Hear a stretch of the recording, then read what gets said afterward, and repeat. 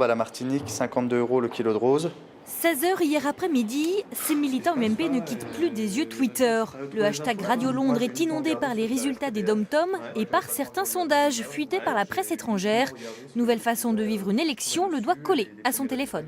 Ça augmente le stress parce qu'on a des informations, au lieu de tout avoir d'un coup, comme avant on avait tout d'un coup, par exemple à 18h30 en 2007, ou même avant on avait à 19h30, on recevait un coup de fil, on l'avait une demi-heure avant, que là on a petit à petit, donc c'est encore plus dur de se positionner. 17h dans les locaux du PS, les sourires sont déjà sur toutes les lèvres. Internet est clairement en train de vendre la mèche. Les premiers sondages sortis des urnes qui circulent, ça serait à François Hollande à 27%.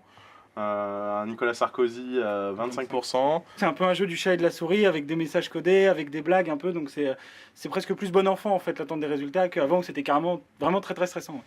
Plus de 60 000 messages plus ou moins farfelus auront ainsi circulé toute la journée.